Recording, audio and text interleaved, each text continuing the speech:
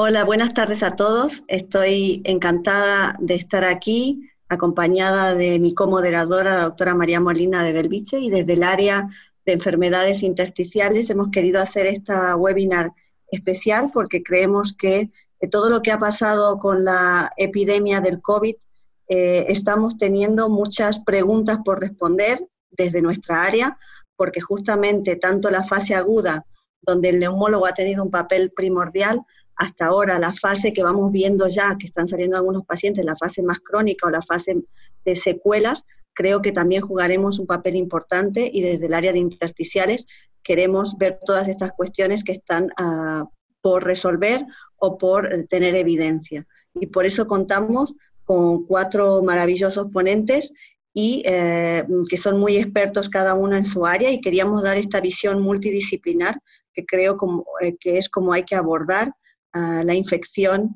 por COVID y las secuelas, las potenciales secuelas pulmonares que puedan aparecer. Dejo a mi comoderadora si quiere darnos también la bienvenida y decir algo y luego pasaremos a las 4 ponencias. Bueno, yo quiero solo dar la bienvenida a todo el mundo para que puedan disfrutar de esta hora y media que vamos a tener tanto de presentaciones como de discusión. Y sobre todo agradecer la disponibilidad de los ponentes, que ha sido súper rápida, porque esto se ha montado en muy poquito tiempo, para participar en este evento y también agradecer el soporte que hemos tenido de SEPAR y de Biesa, de Beringer, para poder llevar a cabo este webinar específicamente objetivado o centrado en las intersticiales.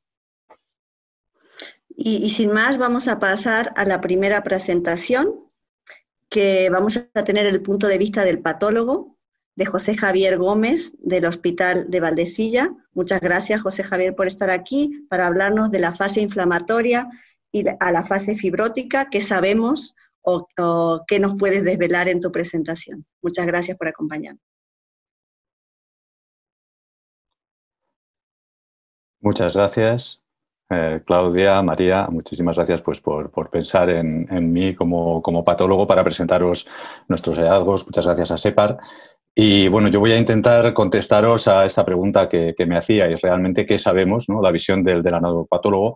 Y realmente a la pregunta qué sabemos, pues os tengo que decir que realmente no sabemos nada. O sea, a la hora de saber qué es lo que va a pasar con estos pacientes, si raramente sabemos lo que está pasando con ellos ahora, pues realmente lo que va a pasar con ellos después, pues como decía Sócrates, ¿no? Yo no, solo sé que no sé nada o no tengo ni puñetera idea de lo que va a ocurrir con ellos. Entonces, para intentar dar una respuesta y no terminar la presentación ahora mismo, pues os propongo 4 preguntas, ¿no? O 4 posibilidades a recorrer. Primero, vamos a hablar un poquito de la inflamación, porque yo creo que es bueno recordar cuáles son las bases de la inflamación y de la respuesta inflamatoria. En segundo lugar, vamos a hablar de las propias células inflamatorias. En tercer lugar, de cómo se produce la progresión a la fibrosis. Y en último lugar, ya en datos concretos acerca del COVID-19. En primer lugar, tenemos que hablar de lesión celular. Cualquier respuesta inflamatoria se produce por una lesión celular. Y lo que tenemos que tener muy claro es que las causas de lesión celular son múltiples, pero la célula es una célula única y es limitada a su capacidad de respuesta, ya que tiene unas capacidades muy limitadas de reacción. Y también es importante saber que la respuesta de esta célula ante una lesión puede ser aumentar su función, disminuir su función o entrar en una fase de muerte celular.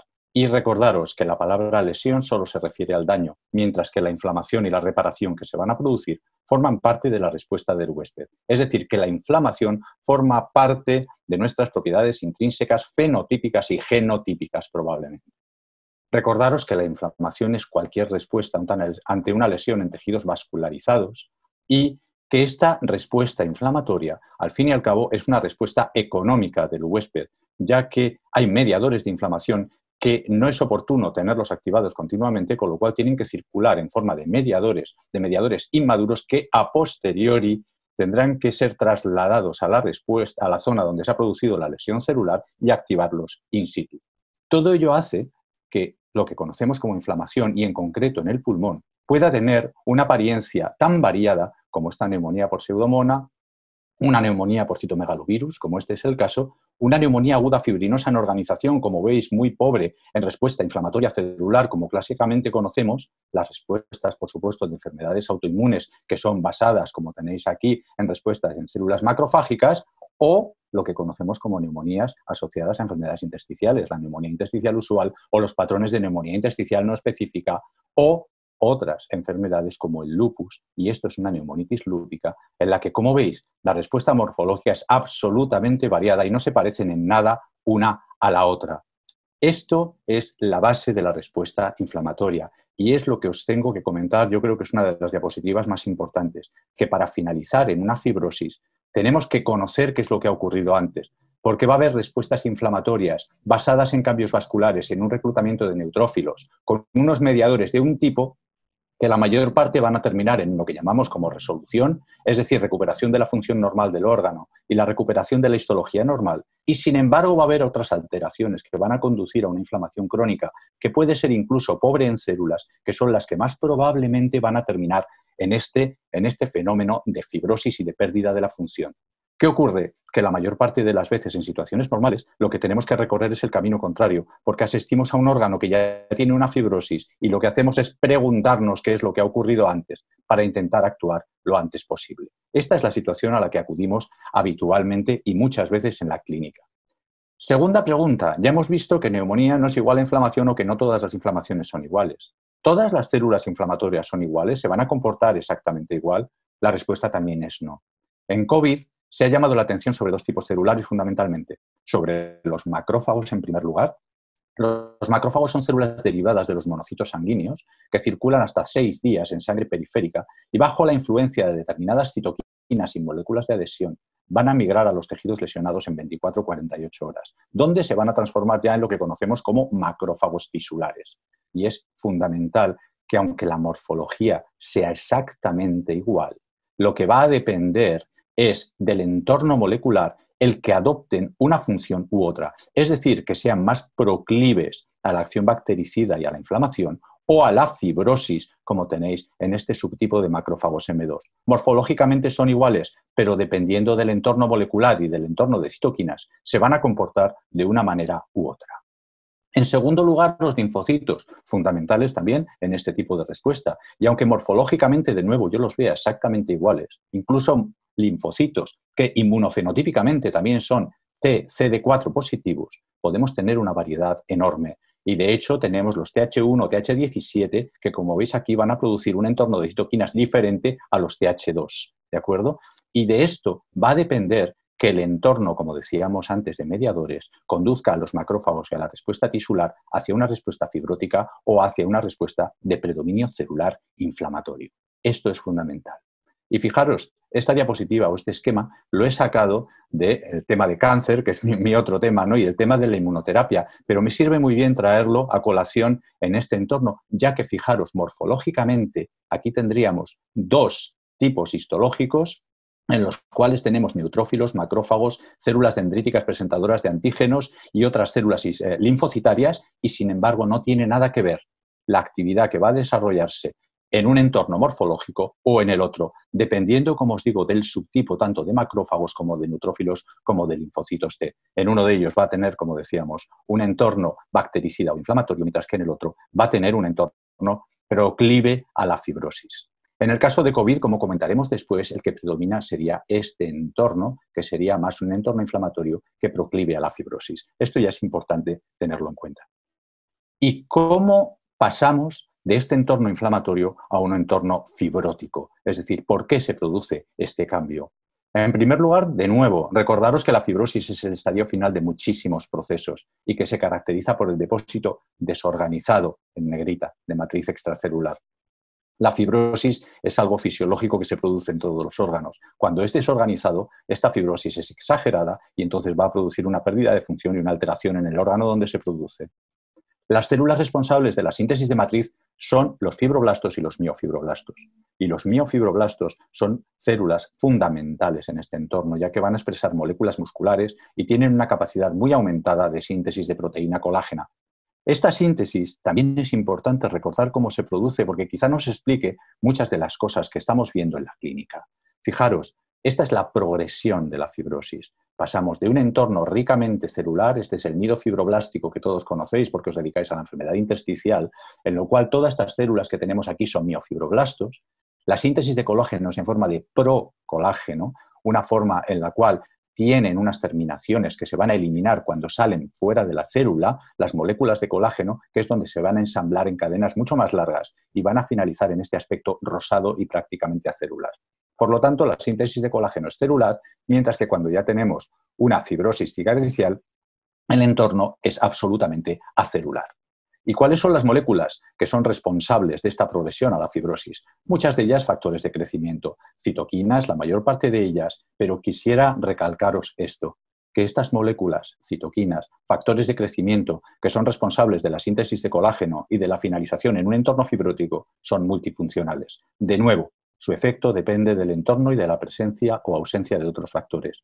¿Quiere decir esto que la misma molécula, como todos conocéis perfectamente, factor de crecimiento transformante beta, que es una molécula profibrótica, sin embargo, su acción va a depender de todas las moléculas que se encuentran alrededor? Es decir, no siempre que haya TGF-beta en un tejido se va a producir fibrosis, sino que realmente, fijaros, puede tener efectos tan contradictorios como estos que tenéis aquí. Por ejemplo, la transformación de un fenotipo epitelial claramente con inhibición de TTF1 hacia un fenotipo mesenquimal, en el cual aumentamos la movilidad y disminuimos la polaridad celular, y sin embargo, también puede producir la diferenciación de neumocitos tipo 2 en neumocitos tipo 1. Fijaros. O la diferenciación de fibroblastos hacia miofibroblastos. Por lo tanto, fundamental, de nuevo, el entorno en el que nos movemos. Vuelvo a recordaros, el interferón gamma y todas estas moléculas citoquinas que teníamos dentro de ese entorno proinflamatorio en el caso de COVID. Y después de esto, ¿qué datos tenemos ya concretos en COVID-19? Los datos a los que nos podemos agarrar acerca de si se va a producir una fibrosis o no se va a producir, vuelvo a la primera diapositiva, realmente no lo sabemos, pero podemos intentar extrapolar datos o ver qué es lo que tenemos ahora mismo publicado, viene de lo publicado previamente tanto en SARS como en MERS. En SARS, fijaros, teníamos bastantes datos acerca de las fases tempranas, que se producía un daño alveolar difuso y una FOP, una neumonía aguda fibrinosa en organización. Y en el MERS sí que había algún dato más en el cual se producían cuadros semejantes a anemia celular. Y fijaros, molecularmente ya estaba mejor estudiado el MERS con sobreexpresión del factor de crecimiento fibroblástico y de SMAD7, que son mediadores de fibrosis. Por lo tanto, parecían más profibróticos los cuadros de MERS.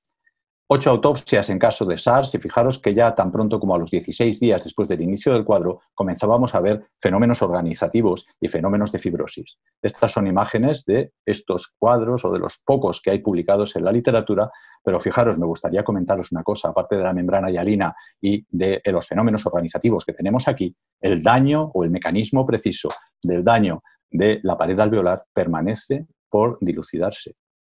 ¿No suena algo lo que estamos viendo ahora mismo? Seguimos sin conocer cuál es el mecanismo por el cual se destruye la membrana de intercambio gaseoso. Conocemos, no lo conocemos. ¿Cuáles son los datos que están publicados ahora mismo desde el punto de vista de la anatomía patológica? Escasas autopsias. Y las escasas autopsias se basan sobre todo en el daño agudo. No presentan daño crónico. La mayor parte de ellas, fenómenos exudativos, fijaros, con muy escasa inflamación. Estos son tinciones con anti-CD3, son linfocitos T, muy escasa inflamación, y de hecho los casos donde se describe mayor componente inflamatorio son porque se han producido fenómenos añadidos como broncoaspiraciones, como este es el caso publicado en la serie de Oklahoma. Tengo que decir que esta pandemia nos ha servido en concreto a los patólogos porque la mayor parte de los artículos, pocos que se han publicado, tienen enlaces a poder ver las preparaciones escaneadas. Y estas imágenes que os voy a presentar son preparaciones reales de pacientes con COVID que están colgadas en la web. Y este es uno de los que se han presentado con fenómenos de broncoaspiración. Fibrosis, ¿qué es lo que hay publicado? Un artículo en chino en el cual lo único que tenemos es el abstract, como ocurre muchas veces, en el cual dice que probablemente se pueda producir fibrosis, pero no he podido revisar el artículo completo, lógicamente, porque está en chino. Una serie muy corta con biopsias post-mortem, en los cuales presentan unas pequeñas zonas, como tenéis aquí, fenómenos exudativos y algo de organización, y quizá el artículo más importante es este del grupo suizo, en el cual presentan 21 autopsias completas, en las cuales ya en 8 de 21 hablan de fase proliferativa de daño alveolar difuso. Aquí sí es importante, y fijaros, presentan un dato curioso como que 6 de 21 presentaban amiloidosis cardíaca senil. Esta serie, como os digo, aquí estaría el enlace para poder disfrutar realmente de ver absolutamente todas las preparaciones histológicas, y os voy a enseñar las imágenes que aparecen en esta serie de autopsias. Daño agudo con presencia de un infiltrado, zonas de infiltrado inflamatorio intersticial muy llamativo, células multinucleadas, quizás esto es lo más llamativo, microtrombos de fibrina, áreas de metaplasia, y estas zonas que son las que conocemos como AFOP, neumonía aguda y fibrinosa en organización. Fijaros que aquí no se forman membrana hialina, sino que lo que se forman son bolas de fibrina dentro del espacio alveolar. Y muchas áreas con hemorragia alveolar difusa, extensas, enormes, en muchos de estos pacientes. En este sentido, no me resisto a mostraros la afectación de células endoteliales que se puede presentar en estos pacientes, con lo cual aquí podríamos especular sobre la presencia de fijación de anticuerpos con activación de complemento y destrucción de la membrana alveolar en estas áreas y estos fenómenos hemorrágicos. Y estas son las pocas imágenes que podemos tener de fibrosis en estos pacientes. Fijaros, porque esto me recuerda a una enfermedad intersticial, engrosamiento intersticial con espacio alveolar relativamente preservado, como tenéis aquí, predominio en algunas zonas, pero veis que hay destrucción del lobulillo secundario de Miller, y lo que llama la atención de esta fibrosis o de la que se está produciendo es primero que permanecen zonas de membrana hialina, como tenéis aquí, el intersticio está extremadamente edematoso, pero ya empezamos a ver que hay células presentes, alargadas, de contornos fusiformes, que son los miofibroblastos que os comentaba antes, con este entorno inflamatorio, con macrófagos, que son las células más grandes, y la presencia de estas células alargadas, que son los miofibroblastos. Pero me llama la atención que este estroma es laxo, es un estroma extremadamente laxo, y que estos miofibroblastos, como estáis viendo con este espacio claro que tenemos aquí, tenéis aquí esta fase organizada del daño alveolar difuso, no se parece o se parece poco al daño alveolar difuso que estamos acostumbrados a ver en pacientes no COVID. Es mucho más denso el daño alveolar difuso cuando se organiza en pacientes no COVID que en los pacientes COVID, por lo menos los que hemos tenido acceso para poderlo ver. Y para finalizar, bueno, siempre nos quedará el trasplante. Fijaros, 3 trasplantes en China de pacientes con COVID-19, de los cuales dicen que sobreviven 2, realmente en marzo de 2020, con lo cual el seguimiento del trasplante no es excesivamente largo, de nuevo un artículo en chino. Y el último que me he encontrado y que realmente me ha gustado, porque fijaros, cuando las cebras están por todos sitios, no olvidéis que existen los caballos. Las cebras hablan de los tumores neuroendocrinos de Steve Jobs, que se presentó para recordar que existían los tumores raros.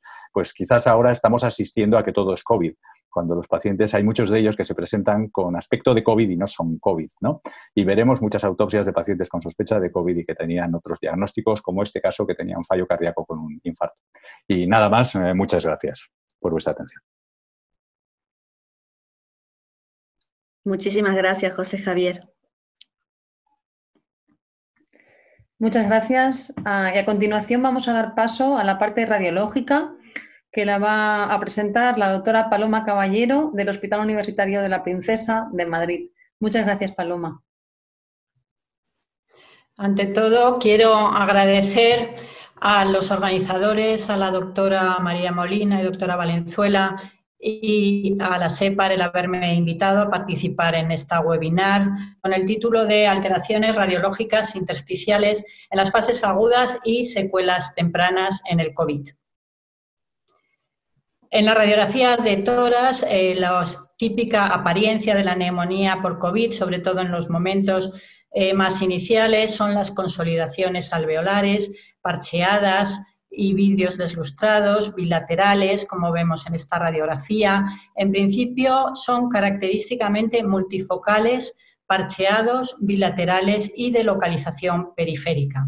Tienen un pico máximo entre los 10 o 12 días, es cuando se ve la máxima afectación después de aparecer la sintomatología. Hay que recordar que la sensibilidad de la radiografía en los momentos precoces es baja. Otra imagen característica de una radiografía de tórax que nos hemos acostumbrado a ver en estas últimas semanas es estos infiltrados bilaterales en vidrios deslustrado, de localización fundamentalmente periférica en ambos pulmones, en un paciente con neumonía por COVID. De todas formas, no me voy a extender más en la descripción de la radiografía de tórax, porque ya en una webinar previa hace unos días la doctora Inmaculada Herráez nos comentó de forma muy extensa y perfecta todas las manifestaciones en la radiografía de tórax. En las últimas semanas han aparecido muchas publicaciones describiendo los hallazgos del COVID-19 en la tomografía. Entre estos destaco este publicado en Radiology de Jeffrey Kane, que describe la frecuencia de las manifestaciones en la tomografía computarizada. Lo más habitual son las áreas de vidrio deslustrado y las consolidaciones, a veces de forma separada o bien combinadas entre sí. Se describe el patrón en empedrado en un 19% de los casos, el patrón lineal debido a engrosamiento de los septos intra e interlobulillares. Son raros los nódulos, las cavitaciones, el derrame pleural, las adenopatías. Y es característica la afectación bilateral y de predominio periférico subpleural. Quiero destacar también, Quiero destacar también este artículo publicado por el doctor Tomás Franquet en el año 2011, en el cual describía las manifestaciones radiológicas de las neumonías víricas y ya describía los hallazgos en los coronavirus, en el SARS, describía cómo tienen una alta frecuencia de opacidades y consolidaciones con engrosamiento de septos interlobulillares, dando el típico patrón que se llama crazy paving o en empedrado. Estos son casos muy característicos de estas neumonías que hemos visto semanas atrás, estas áreas de vidrio deslustrado, bilaterales, subpleurales, y se ha descrito un signo muy típico que es la dilatación vascular, como este vaso que vemos aquí en el seno de este vidrio deslustrado, que no sabemos muy bien qué significado tiene. En este otro caso vemos una afectación también bastante característica en el campo pulmonar superior derecho, de vidrio deslustrado. Se ven aquí muy bien los tabiques y los septos intra e interlobulillares engrosados, dando esa imagen característica de empedrado. Hemos observado también estas imágenes, estas lesiones pseudonodulares en vidrio deslustrado, que tienen a veces en la zona periférica una zona más densa, que es lo que se ha denominado signo del halo inverso, que también se describe en las neumonías organizadas de otras etiologías. Algunos autores han publicado la evolución de la tomografía en esta pandemia, los hallazgos en tomografía computarizada. Ya también la doctora María Molina en la webinar previa habló de estas fases, de 4 fases de evolución de la enfermedad. Estos autores, Yang y colaboradores, hablan de una fase temprana, una fase avanzada, una severa y una fase de resolución que ellos llaman de disipación. Recordar que la afectación máxima está en torno a los 10-12 días de la aparición de los síntomas. En la fase temprana lo que se aprecian son áreas de vidrio deslustrado, parcheadas, como estas que aparecen en esta tomografía, de localización subpleural, a veces dando ese patrón en vidrio deslustrado. Este es otro de los pacientes que hemos visto con esa imagen de vidrio deslustrado, patrón en empedrado, con una afectación en campo pulmonar superior derecho y también un poquito de afectación periférica en el pulmón izquierdo. En la siguiente fase, sería la fase avanzada, lo que pasa es que esas áreas de vidrio deslustrado y consolidaciones van extendiéndose, vemos este vidrio deslustrado, se va haciendo más denso y da lugar a la aparición de estas consolidaciones alveolares con broncograma aéreo en su interior. Algunos pacientes pasan a una etapa, que es una etapa grave, con aparición de una afectación muy difusa pulmonar, con áreas difusas de vidrio deslustrado, como se ve en este caso, y consolidaciones alveolares bilaterales con broncograma. Esta es la imagen característica que se ven en pacientes de las unidades de cuidados intensivos, que hemos visto en pacientes COVID, con estos pulmones blancos por consolidaciones muy extensas bilaterales, con un patrón con aspecto de daño alveolar difuso, como nos ha hablado el ponente en la presentación anterior. Se describe la fase de resolución o recuperación. Empieza a resolverse las áreas de ilustrado, los infiltrados alveolares empiezan a desaparecer y van dando lugar, van dejando unas imágenes muy típicas, muy características, que son como imágenes reales curvilíneas que han descrito también estos autores. Aquí vemos estas imágenes bilaterales, imágenes curvilíneas. Este es un paciente al cual hicimos una tomografía el día 2 de abril. Presentaba estas áreas de vidrio deslustrado en lóbulo medio, en língula y consolidaciones alveolares con broncograma en ambos lóbulos inferiores. Le hicimos un control 8 días más de abril y se ve cómo van desapareciendo esas consolidaciones alveolares, pero quedan imágenes lineales, estas bandas parenquimatosas, algunas imágenes que se unen a la pleura, traccionando de la pleura en algunas zonas, que ya describía también el otro día la doctora Molina en una presentación previa de un webinar SEPAR. Algunos autores han querido relacionar también cuáles son los hallazgos en tomografía que se relacionan con la mayor gravedad de los pacientes. Y han descrito, Zhao y colaboradores, han descrito cómo la afectación difusa de pulmones, como hemos visto en esas imágenes de daño alveolar difuso, pues son los más graves y con peor evolución. También son de mala evolución cuando aparece distorsión de la arquitectura o bronquiectasias por tracción. Quiero también destacar que en muchos pacientes ingresados en unidades de cuidados intensivos con estas imágenes de pulmón blanco, de daño alveolar difuso, es muy habitual ver estas dilataciones bronquiales en el seno de las consolidaciones y que no podemos hablar de bronquiectasias por tracción, no sabemos si esas dilataciones bronquiales van a persistir o van a desaparecer. En este sentido, la doctora Inmaculada Herráez el otro día decía que era más adecuado hablar de dilataciones bronquiales transitorias porque es probable que en muchas ocasiones vuelvan a la normalidad. Nosotros no sabemos ahora lo que va a pasar, cuál va a ser la evolución, cómo van a evolucionar estos pacientes y cuáles van a evolucionar, van a hacer fibrosis o van a hacer secuelas. Nos podemos basar en la experiencia previa del SARS y del MERS, tal y como han publicado Joseini y colaboradores. Ellos han comparado los hallazgos radiológicos en el SARS, en el MERS, con el COVID actual. La afectación en tomografía es bastante similar en todas estas epidemias y en cuanto a la fibrosis se vio que en el SARS la fibrosis, la evolución a la cronicidad era rara, sí aparecía en casi el 30% de los pacientes con MERS, pero no sabemos ahora mismo cómo van a evolucionar los pacientes con COVID-19. Se han publicado también en el año 2004 y quiero destacar especialmente la publicación de Müller en AJR, las imágenes que indicaban fibrosis en los pacientes con SARS.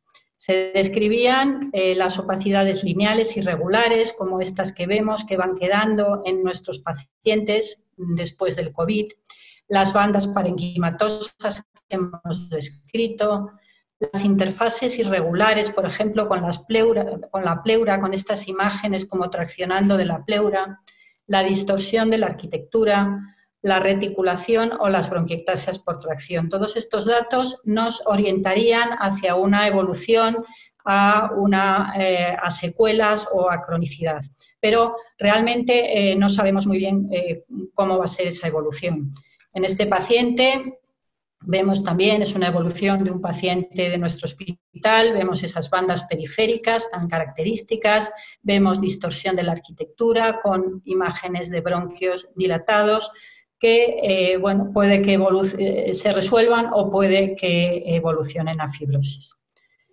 En cualquier caso, sí que quiero recordar que en las enfermedades pulmonares intersticiales difusas, para hablar de datos de fibrosis, en este artículo clásico de Jacob y Hansel, describen los 3 signos cardinales de fibrosis, que son el panal, las bronquiectasias por tracción y la pérdida de volumen.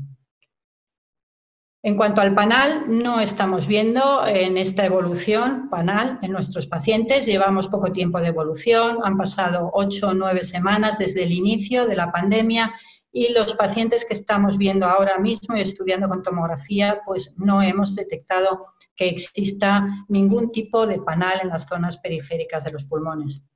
Sí que vemos estas pequeñas dilataciones bronquiales, pero ya digo que no sabemos si eso se va a resolver.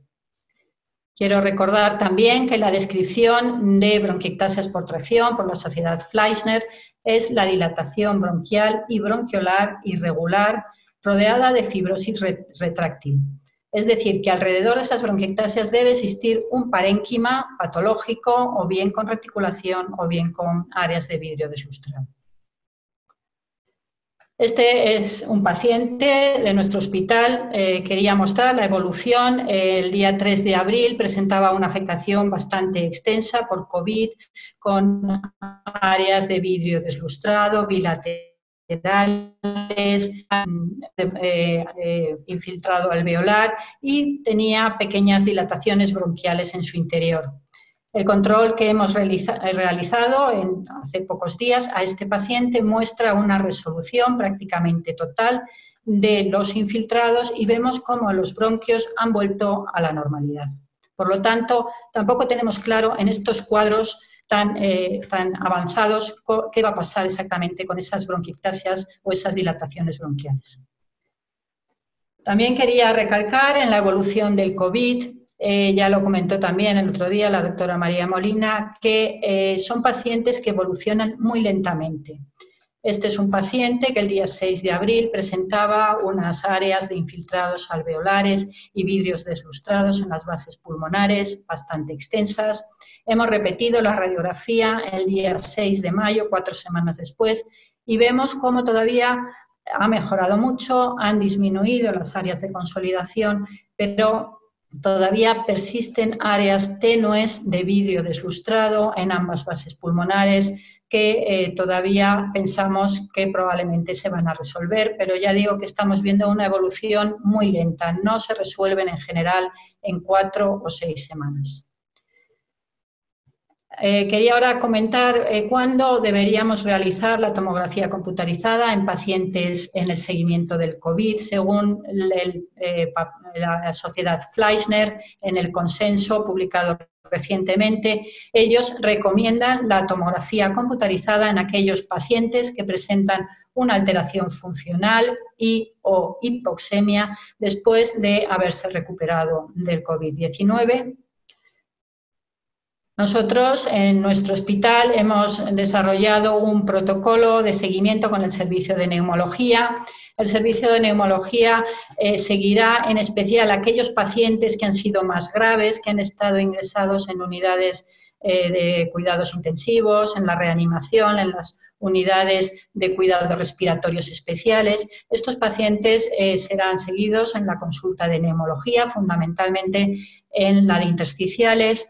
El neumólogo, evidentemente, le hará las pruebas respiratorias funcionales necesarias y, en caso de que así lo considere, será el que solicite la tomografía computarizada de alta resolución. Quiero también destacar que la mayoría de los estudios que hemos llevado a cabo en el COVID-19 con tomografía son estudios para tromboembolismo pulmonar. La mayoría de ellos se han realizado con contraste y no son estudios de alta resolución para valorar adecuadamente el parénquima pulmonar. Y ya como conclusiones, en cuanto a la evolución y posibles secuelas del COVID-19, no conocemos cómo va a evolucionar, nos basamos en experiencias previas del SARS y del MERS. Es probable que los pacientes que peor evolucionen sean los de más edad, hombres que hayan estado ingresados con esos patrones difusos en las unidades de cuidados intensivos. Desde el punto de vista de tomografía, los datos que nos pueden orientar hacia un desarrollo o una peor evolución hacia la fibrosis sería el que hayan tenido áreas extensas de consolidaciones alveolares o vidrio deslustradado, la pérdida de volumen, la presencia de bronquiectasias por tracción, la presencia de bandas lineales periféricas y no sabemos exactamente tampoco qué papel va a jugar el tromboembolismo en la evolución a las secuelas y a la cronicidad. Nada más, muchas gracias. Muchísimas gracias, Paloma. La verdad, y hemos visto ya que tenemos muchos datos en otras enfermedades, en otras pandemias previas, pocos datos todavía de fase crónica en el COVID-19, pero en los datos de la fase aguda ya tenemos tanto inflamación como principios o algunos signos de fibrosis. Y por eso creo que el seguimiento es muy importante. Y para eso, para hablarnos de seguimiento en estos pacientes que presenten alteraciones, tanto radiológicas como algunos que hayan presentado alguna alteración histológica, tenemos a José Antonio Rodríguez Portal, que nos va a comentar cómo crees que tiene que ser este seguimiento en estos pacientes y si realmente hablamos de secuelas o podemos hablar de alguna enfermedad pulmonar intersticial. José Antonio, cuando quieras. Muy bien, muchas gracias. Gracias, Claudia, gracias, María, gracias, Sepa, por la invitación. Y a mí me toca hablar de la parte un poco más clínica y os confieso que me resultó complicado, porque claro, secuelas fibróticas residuales o EPIT en una enfermedad de la que llevamos aproximadamente 2 meses es un poquito complicado. Sí tenemos bien definido, y este esquema ya se está convirtiendo en clásico, qué es lo que ocurre en la fase aguda de la enfermedad, que realmente es superponible a lo que ocurría con el SARS en 2003. La referencia que veis en 2010 define esas 2 etapas, ahí hacen 2 etapas en vez de 3, pero realmente a mí lo que se me está planteando es qué es lo que va a ocurrir después, qué es lo que va a ocurrir en el tiempo, si realmente esto va a ser realmente una enfermedad, va a haber secuelas o no va a haber secuelas, qué es lo que tenemos que hacer con ellos. Lo más importante quizás sea aquellos pacientes con afectación más grave, aquellos pacientes que tienen un distrés, que son los que probablemente van a condicionar el pronóstico. Pero no solamente estos pacientes con distrés, sino en quién ocurre y cómo ocurre. Sabemos que hay una incidencia alta de enfermedad tromboembólica en estos pacientes. Luego veremos cómo la edad es importante. Hay muchos de ellos que tienen una intubación prolongada, con lo cual eso puede originar más secuelas. Hay un fallo no solamente en el pulmón, sino que tenemos fallo multiorgánico. Es posible que sean personas que tengan comorbilidades. Desconocemos a fecha de hoy qué número de pacientes podían tener alguna patología previa, incluso alguna EPIT previa. Y por lo tanto no sabemos cómo va a quedar esa función pulmonar. Evidentemente lo que va a ocurrir en el futuro está por saber, pero sí nos podemos basar de qué es lo que hay en el pasado. Y yo me planteo una serie de preguntas. Lo primero que yo me quiero preguntar es si realmente después de la infección aguda hay secuelas o hay alteraciones o realmente hay una enfermedad como tal. Luego, si son frecuentes o no, si estas alteraciones van a ser realmente de un número considerable de pacientes o no. Y de qué tipo son, qué es lo que nos vamos a encontrar. Porque la mayoría de lo que vemos en la literatura, y no hay diferencias cuando vemos el SARS, el MERS o una gripe A, realmente las secuelas que aparecen son muy similares. Hay que también preguntarse si esas alteraciones que se nos van a producir van a tener una repercusión en la función del pulmón y, por lo tanto, si realmente precisan un seguimiento o no. Realmente yo he intentado analizar de dónde partimos. Realmente lo que partimos son de personas, las más graves, que lo que hacen es tener un distrés respiratorio. Y además un distrés respiratorio por causa vírica no es infrecuente. Grandes series probablemente sea una de las causas más frecuentes de distrés respiratorio. Incluso sabéis que nos estamos planteando si en muchos casos de lo que denominamos NIA realmente hay una infección vírica por debajo que no hemos sido capaces de diagnosticar. Realmente si vemos la evolución de un distrés no es mala. En general, la mayoría de los pacientes al cabo de varios meses van recuperando su función pulmonar. O sea que realmente podemos ser optimistas en cuanto a la evolución que puede tener un distrés respiratorio. Y si queremos ver qué es lo que hay ahí, me pasa un poquito como a Javier, este artículo está recién publicado, pero está en chino. He podido ver solamente el Astra, que está en inglés. Entonces, lo que hacen es comparar qué es lo que son muestras de biopsia, son pacientes a los que le han hecho necropsia, y han comparado las necropsias del SARS y las necropsias del COVID-19. Y realmente ellos vienen a decir que encuentran exactamente lo mismo. es daño alveolar difuso, que cuando la necropsia es en los primeros 10 días encuentran datos de mucha afectación aguda, hay mucha membrana hialina, y cuando lo hacen después de los 10 días ya hay más datos de organización. Hay más datos de organización, hay fibrina y hay datos de lo que podemos llamar AFOD. Sí es verdad que encuentran una cosa que a mí me parece que es importante. Cuando analizan ambos casos ven que en el SARS del 2003 prácticamente hay muy poca afectación microtrombótica en órganos que no sean el pulmón. Sin embargo, en el COVID-19 se encuentra mucha afectación en microtrombótica fuera del pulmón y encuentra mucha afectación en órganos en los cuales no hay posibilidad de demostrar que hay actividad vírica. Por lo tanto, esas alteraciones deben ser de otro tipo, o isquémicas, o por hipoxia, o por la tormenta de citoquinas que ocurre. Esa es una pequeña diferencia. El artículo más referenciado sobre por qué hay que hacer seguimiento y por qué dejan secuelas es este que veis aquí. Se publicó en el año 2003 y realmente lo que analizan son 24 pacientes que los siguen a 5 semanas tras el alta del SARS. Y lo que ven es que hay en un 62% de casos lo que ellos llaman fibrosis. Pero es una fibrosis que no queda muy bien definida. Es decir, que es una fibrosis parcheada, que la mayoría de ellos no tiene una repercusión funcional, y una notación que hacen, y es importante a mi modo de ver, es que cuanto mayor es el paciente y más grave ha sido la fase aguda, más secuelas hay. Pero si uno se pone a analizar la edad, fijaros que la edad media de estos pacientes es de 39 años. Es verdad con un rango hasta 70, pero son pacientes bastante jóvenes. Si ampliamos un poquito el margen y vamos a los 6 meses, este es otro trabajo de 14 pacientes, que realmente uno muere, son 13, y vemos que a los 6 meses, 5 pacientes, casi el 50%, tienen un TAC de alta resolución normal. Y el resto son alteraciones poco bien definidas, fibrosis con más o menos vídeo deslustrado, pero realmente no hay una entidad definida como tal. Si unimos mayor seguimiento y unimos función pulmonar, pues sí podemos ver que al cabo de un año esa fibrosis ya no es de un 62%, ya oscila aproximadamente un 21-22%, también no está bien definida, y sí es verdad que también en un porcentaje que puede ser un tercio de los casos hay alteración de la función pulmonar, hay alteración en la difusión, pero realmente no es un porcentaje muy grande. En este artículo, cuando analizamos qué es lo que ven y las imágenes no son de muy buena calidad, vemos cómo pasamos de una fase muy aguda con más vídeo ilustrado, prácticamente al año. Ellos lo que llaman fibrosis son a estas lesiones reticulares que realmente nosotros no lo consideramos esto como fibrosis o lo que acaba de decir Paloma de datos de fibrosis pulmonar como tal, bronquiectasia espasmal, reducción del volumen pulmonar. La cuestión es si ahora está ocurriendo lo mismo. A mí me ha parecido muy interesante este trabajo que está recién publicado.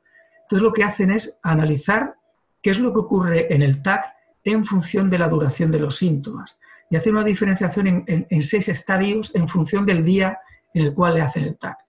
No le hacen TAC a todos los pacientes, pero todos los pacientes por lo menos tienen 3 TAC. Y es verdad que hacen diferentes TAC cuando llevan 0 o 4 días o cuando llevan 29, 28 o 28 días. Y a mí me ha llamado la atención algunas cosas. Evidentemente, cuanto más tiempo pasa, vemos que hay menos afectación de empedrado, vemos menos afectación de consolidación, pero es curioso que siempre hemos dicho que en el COVID no hay derrame pleural. Sin embargo, fijaros que aproximadamente a los 15-20 días casi un tercio de los pacientes tienen derrame pleural. Pero lo que más me ha llamado la atención, y es posible que sean simplemente bronquiectasias o sean mal llamadas bronquiectasias, sean simplemente dilataciones bronquiales, pero a medida que pasa el tiempo y en un periodo tan corto como aproximadamente 5 semanas, pasamos de un 6% de bronquiectasias a un 45% de bronquiectasias. Es verdad que esto es posible que sea completamente reversible, pero no sabemos. Esto es el único dato que puede apuntar a que haya cierta cronicidad. En lo que sí está de acuerdo prácticamente todo el mundo es que cuando hacemos seguimiento a largo plazo, aunque no hay mucha alteración radiológica o los datos de la alteración radiológica son leves, tiene una repercusión funcional no en un gran número de pacientes. Fijaros que un 3% tiene alteración de la FVC o de la difusión en un 15%. Sí es cierto que la mayoría de autores dicen que al cabo incluso de un año los pacientes se quejan de una disnea desproporcionada a la función pulmonar y que tiene una importante repercusión en la calidad de vida.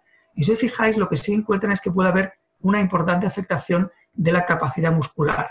Capacidad muscular por la propia patología, por la intubación, por la medicación o porque hay alguna afectación diafragmática. O sea que realmente estos pacientes, aunque desde un punto de vista morfológico no veamos una gran afectación en el parénquima, sí funcionalmente podemos tener algún dato que nos indica que pueden ocurrir secuelas un poquito a medio plazo. Los datos a más largo plazo que tenemos es a 24 meses. Puede ser comprensible pensar que el SARS fue un virus que ocurrió en 2003, 2004, 2002, 2003, pero a partir de 2004 no hubo más casos descritos. Por lo tanto, digamos que perdimos mucha información de estos pacientes. Y este trabajo realmente pretendía seguir a 138 pacientes, pero solamente consiguió seguir a 55 durante 24 meses.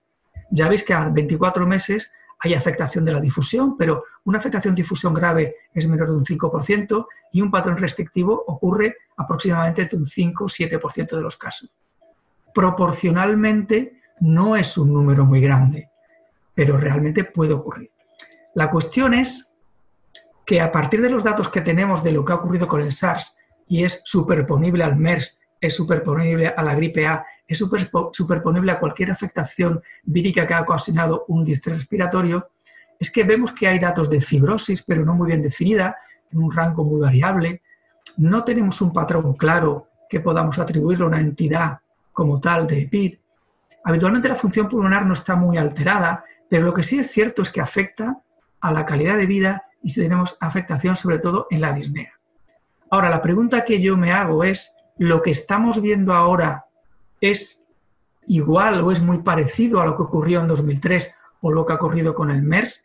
Yo a veces tengo ciertas dudas. Es verdad que el tiempo nos lo va a decir, pero os voy a presentar 3 casos de la semana pasada que a mí me llaman un poco la atención porque son 3 casos que además les hicimos un tag a las 5 semanas, parecido a lo que ocurría en aquel trabajo que os enseñé al principio. Y fijaros, este paciente, por ejemplo, es un paciente de 72 años que lo que vemos son estas imágenes de condensación subpleural con zonas de vídeo deslustrado, alguna zona de afectación peribroncovascular y muy probablemente esto sea más inflamatorio y si tuviéramos una muestra de histología de aquí probablemente veríamos esa fase de organización, de neumonía organizada, de AFOD, o sea, algo más, digamos, probablemente más reversible.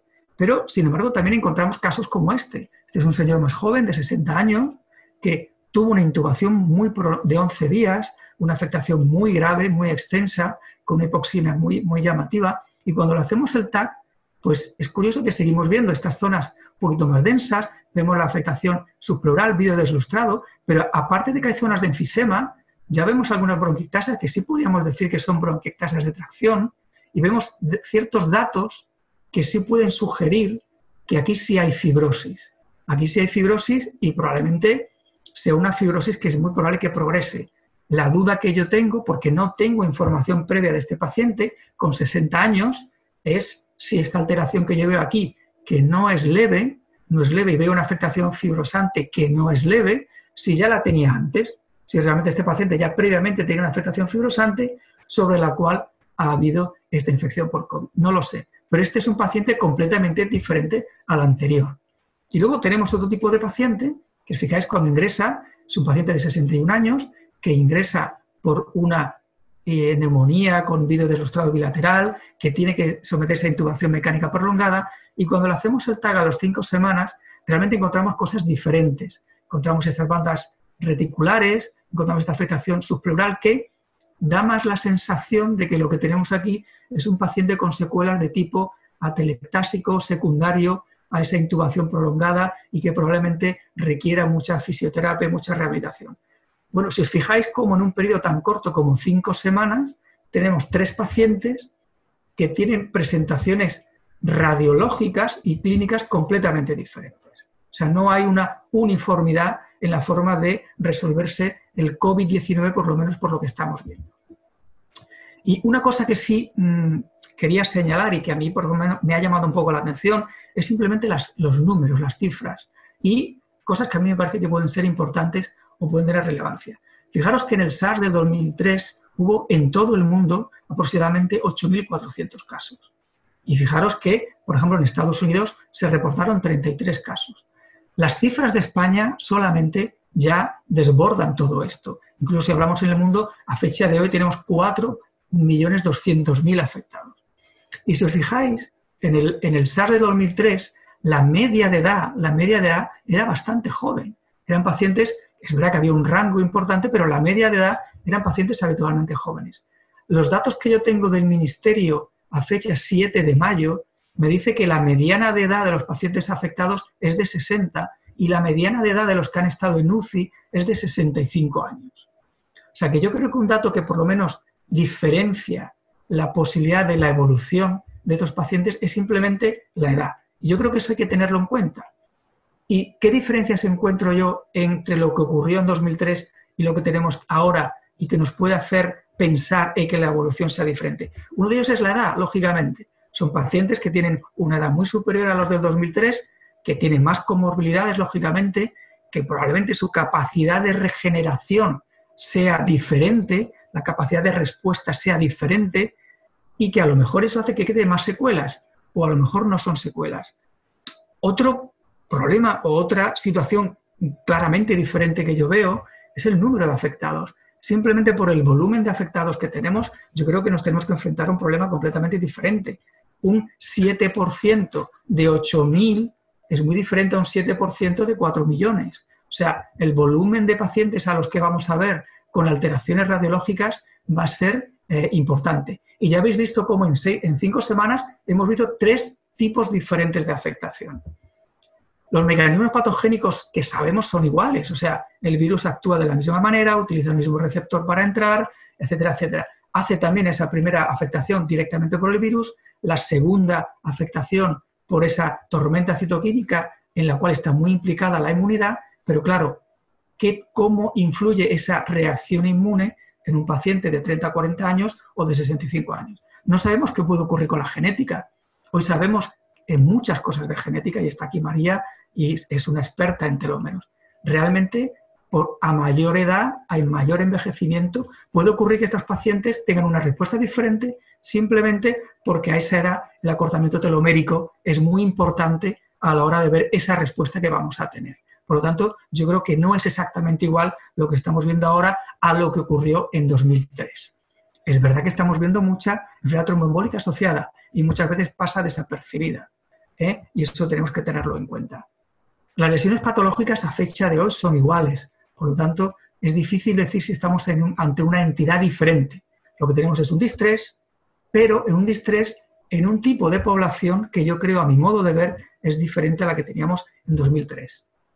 A la pregunta, ¿hay que hacer seguimiento? Indudablemente sí, rotundamente sí, hay que hacer un seguimiento a estos pacientes, por muchos motivos. Hay que hacer un seguimiento clínico, hay que hacer un radiológico y funcional. Muchos pacientes han salido de una situación extremadamente grave, simplemente por eso tenemos que valorar su necesidad o no de oxigenoterapia. Algunos se van con oxígeno a domicilio, tenemos que verlos. Son pacientes que tienen un desacondicionamiento muscular importante, habrá que hacer una valoración de esa fisioterapia, de esa rehabilitación. Como siempre decimos, hay que hacer una aproximación holística a estos pacientes que han salido de este distrés. Y muchos de ellos tienen que tener un aporte psicológico. Es muy importante la afectación en la esfera psicológica, en la calidad de vida, etcétera, etcétera. Pero una cosa muy básica y muy sencilla en mi modo de ver, porque hay que hacer seguimiento, porque es una entidad desconocida. Esto nos ha cogido como un tsunami y realmente no sabemos qué es lo que está pasando, no sabemos qué es lo que va a ocurrir. Y la única forma que tenemos de saber qué es lo que está pasando es estudiarlos y seguirlos.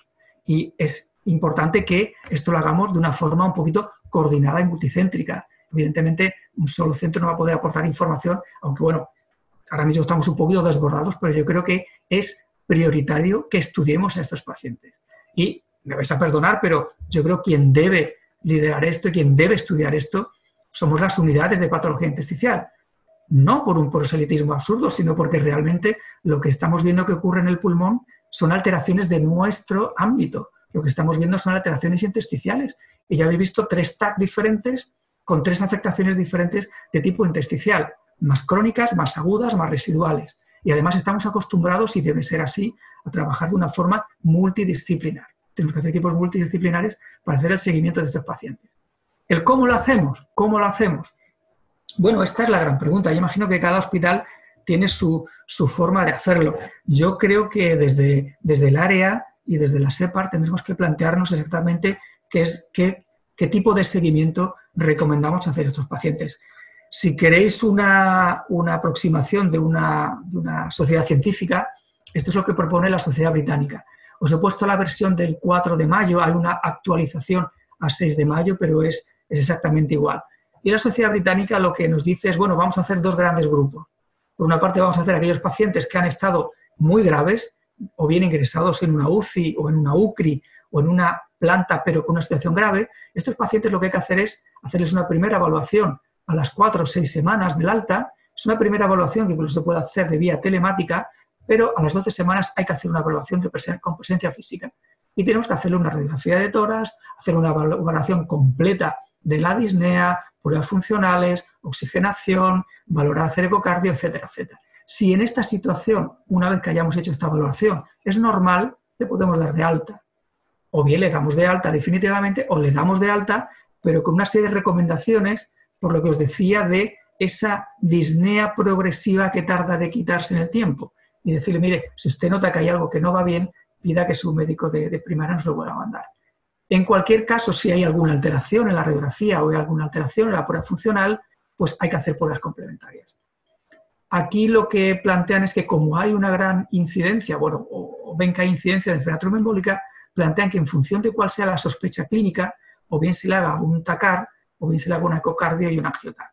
Y si hay enfermedad tromboembólica, pasar a ese estudio, y si hay una enfermedad intersticial, pasar al grupo de intersticiales. Esto es un poquito a grosso modo lo que dice. En las neumonías más leves, realmente lo que plantea es que la primera valoración se puede hacer a las 12 semanas, y en esa valoración hacer alguna prueba funcional, alguna radiografía. Si es normal es dar de alta, si no es normal se puede demorar, es lo que llaman un segundo paso, unas semanas después, digamos, para dar tiempo, por lo que ha comentado Paloma, de que es verdad que estas neumonías pueden tardar un poquito más en resolverse y se le puede demorar un poquito esa segunda visita y hacer un estudio radiológico si es normal dar de alta. Pero si en cualquier momento vemos que hay o bien alteración radiológica, o bien alteración funcional, o bien alguna clínica que no nos guste, hay que pararse, hacer pruebas complementarias, hacer TAC de alta resolución, hacer ecocardio y a partir de ahí estudiar a estos pacientes. A modo esquemático, yo os digo un poquito lo que estamos planteando hacer nosotros. Ya os digo, es un poquito esquemático. Vamos a empezar a verlos a partir de las 6-8 semanas, por aquello de tener cierta tranquilidad en cuanto a efectividad. En la primera valoración vamos a hacer una valoración clínica, de calidad de vida, haremos radiografía. En la primera visita no les vamos a hacer pletismografía para no complicar el tema para enfermería en la situación actual en la que estamos. Y según lo que encontremos ahí, pues si es todo normal, le daremos un seguimiento posterior a las 24 semanas y si vemos alguna alteración, obviamente, habrá que hacer TAC si no lo tenía previo, o ecocardio o angioTAC. En la segunda visita a 24 semanas haremos más o menos lo mismo y la última la tendremos programada para las 52 semanas. Si al final de este seguimiento el paciente efectivamente está completamente normal en todos los ámbitos que estudiemos, el paciente puede ser dado de alta. En cualquier otro caso, yo creo que es un paciente que requiere seguimiento. Sobre todo, si tenemos alteraciones fundamentalmente es en la radiología, en el TACAR, o si tenemos alteraciones en la función pulmonar y en el nivel de disnea. Ya os digo, esto es un poquito lo que vamos a hacer a modo de esquema. Y nada más, muchas gracias y quería darle agradecimiento y poner aquí a nuestro equipo COVID del hospital, que la verdad que se ha batido el cobre duramente durante todos estos días. Muchas gracias. Muchas gracias, José Antonio. La verdad es que es súper interesante. Seguro que tendremos un montón de preguntas en la parte de la discusión. Y vamos a dar paso a la última ponente, que es la doctora María Jesús Rodríguez Nieto, del Hospital Fundación Jiménez Díaz de Madrid. Y ella nos va a presentar un caso muy interesante de neumonía intersticial aguda en un momento donde todo el mundo estamos trabajando con el COVID-19. Así que cuando quieras, María Jesús. Muchas gracias, María. Gracias por la invitación a participar en este webinar a SEPAR. Y bien, me pidieron presentar un caso de una neumonía intersticial aguda para enfocar un poco la dificultad del diagnóstico diferencial en este nuevo escenario que vivimos con la irrupción de la infección por el COVID-19. Se trata de un varón de 48 años, fumador de 10 puritos al día, sin otros hábitos tóxicos, hipertenso en tratamiento con losartán, sin viajes al extranjero en los últimos meses, que trabaja de comercial en una empresa de distribución de vinos. El paciente acude a urgencias con un cuadro agudo de 4 días de evolución con fiebre alta, marcado malestar general, con astenia, artromialgias, tos, con expectoración mucosa y después también comienza con un dolor torácico pleurítico. Además tenía una diarrea acuosa de 4 o 5 deposiciones al día, con heces sin productos patológicos. No se había vacunado de la gripe y tampoco refería a ningún ambiente epidémico en el entorno familiar. En urgencias, la exploración física pues tenía un buen estado general, estaba un poco taquicárdico, llegó con una saturación baja y cuando se le pusieron unas gafas nasales a 4 litros, pues la saturación subió al 92%. También tenía una taquipnea de 22 respiraciones por minuto y en la exploración solo destacaban unos crepitantes bivasales, siendo el resto normal. Esta es la analítica de urgencias, que destacaba una linfopenia de 600 linfocitos y trombopenia, el resto normal en el hemograma. El estudio de coagulación que se le hizo tenía elevado el fibrinógeno y dentro de la bioquímica sanguínea tenía un leve fracaso renal con una LDH y una CPK elevadas y también una elevación marcada de la proteína C reactiva de 16.8. En mi hospital el rango está en menor de 0,5. La gasometría arterial ya realizada con las gafas nasales a 4 litros mostraba una alcalosis respiratoria con una PO2 de 63. Esta es la radiografía de tórax, que es la radiación en urgencias, y la va a comentar Paloma. En la radiografía de tórax lo que se detecta, el índice cardíaco es normal, el mediastino es normal y lo que destaca son infiltrados bilaterales en vidrio deslustrado, parcheados, multifocales, que son de predominio en regiones periféricas de ambos pulmones. No hay derrame pleural ni hay otros hallazgos significativos. Bien, yo creo que con esta radiografía y todo el cuadro clínico que os he comentado previamente, si hacemos una encuesta aquí en la audiencia, todos estaríais de acuerdo conmigo en que el primer diagnóstico en este momento sería una neumonía por COVID-19. El problema es que nuestro paciente apareció en la urgencia el día 10 de enero, cuando ninguno de nosotros, o por lo menos los que le vimos en la fundación, sabíamos nada del COVID-19, más allá de algunas noticias inquietantes que venían de una región de China. Así que el paciente ingresa, se le hacen las pruebas complementarias, ingresa con un diagnóstico de posible neumonía atípica, fundamentalmente intentando descartar una neumonía viral, se le hace un lavado nasofaringeo que resulta todo negativo en cuanto a virus respiratorios, también la PCR múltiplex, que incluye también bordetela, micoplasma, clamidia, por supuesto todos los coronavirus, etcétera.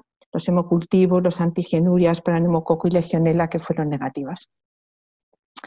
El paciente evoluciona mal, presentando un deterioro respiratorio rápido con insuficiencia respiratoria hipoxémica grave en 24 horas e ingresa en la UBI, iniciando allí oxígeno de alto flujo y soporte con CPAP. Se realizó un TAC torácico, que también va a comentar Paloma. La tomografía, pues lo que es un estudio que veo que se ha hecho con contraste, probablemente para el estudio de tromboembolismo. Lo que se detecta en ambos campos pulmonares son áreas de vidrio deslustrado y zonas más confluentes de infiltrado alveolar, bilaterales, algunas de predominio periférico en ambos campos pulmonares. Y lo mismo en las bases pulmonares, áreas de vidrio deslustrado y zonas más confluentes de infiltrado alveolar que son muy inespecíficas y que, bueno, que hay que correlacionar con la clínica, evidentemente. En esta reconstrucción coronal pues se ven las mismas imágenes que he descrito, áreas de vidrio deslustrado, infiltrados alveolares, es de predominio periférico. En estos cortes coronales se ve muy bien cómo predominan las zonas periféricas y subpleurales, estas zonas incluso próximas a las fisuras, y son de carácter, ya digo, poco específico. Bueno, el paciente estaba en la UBI, se le hizo una broncoscopia porque la primera sospecha desde el principio es que fuera algo infeccioso, pero de nuevo toda la microbiología realizada en el lavado broncoalveolar fue negativa, incluida una nueva PCR múltiplex, y se le hizo también un inmunofenotipo del VAL, donde se mostraba una neutrofilia del 26%, linfocitosis del 25% y un cociente CD4-CD8 disminuido. El informe también destacaba la presencia de células plasmáticas, polimorfonucleares bien granulados y aumento de linfocitos T a expensas de células CD8. El paciente evoluciona mal, cada vez requiere más soporte ventilatorio, más oxígeno, alto flujo. Esta es una radiografía a los 5 días de que acudió a urgencias. Si quieres, puedes comentar algo, Paloma. Bueno, pues esta radiografía que está hecha en decúbito, porque es un paciente en la UBI, ya tiene un catéter venoso central, no está intubado. Lo que se ven pues son infiltrados alveolares bilaterales muy extensos, dando pues un pulmón blanco, como hemos visto en las presentaciones anteriores, con una ligera cardiomegalia y sin evidencia de derrame pleural. Bueno, al 6º día de estar en la UBI, pues nos avisan los intensivistas, porque en algunas ocasiones hemos tenido algunas neumonitis intersticiales rápidamente progresivas y ellos, ante la ausencia de una enfermedad infecciosa que pudiera justificar el cuadro, pues requirieron nuestra interconsulta, sobre todo para ver si nos parecía que pudiera tener algún tipo de enfermedad autoinmune sistémica. El paciente negaba lesiones cutáneas o mucosas, sí refería sensación de manos hinchadas y una dudosa debilidad en miembros superiores e inferiores al inicio del cuadro. No tenía fenómeno Raynaud, ni síndrome seco, ni disfagia. También le preguntamos sobre exposición ambiental en su trabajo, pero no refería a ningún tipo de exposición en este sentido. Y la exploración física realizada por la reumatóloga no tenía manos de mecánico, ni había ningún otro signo destacable extrapulmonar. Solicitamos algunas analíticas complementarias y revisamos también las analíticas de control de la UBI. Persistía con linfopenia, una PCR elevada. Se había hecho una procalcitonina que era normal, la velocidad estaba muy alta, 120. El proteinograma era un proteinograma inflamatorio a expensas de alfa-1 y alfa-2 con inmunoglobulinas normales. Se le realizó una ferritina que estaba en 2500, muy elevada, y también había un aumento de la CK que ya era un poquito elevada al ingreso y había subido hasta 923. Se habían realizado serologías para hepatitis B, C, VIH, que resultó todo negativo, y solicitamos un estudio de autoinmunidad, que lo único que hallamos fue un leve aumento del factor reumatoide, siendo todos los anticuerpos realizados, en este caso unos ANAs por ELISA negativos, los ANCAS y un complemento normal. Con esta perspectiva, nosotros teníamos un paciente muy grave en la UBI con insuficiencia hipoxémica muy severa, digamos que bajo sospecha de una enfermedad infecciosa, pero que reiteradamente ninguna de las pruebas habían permitido hacer un diagnóstico en este sentido.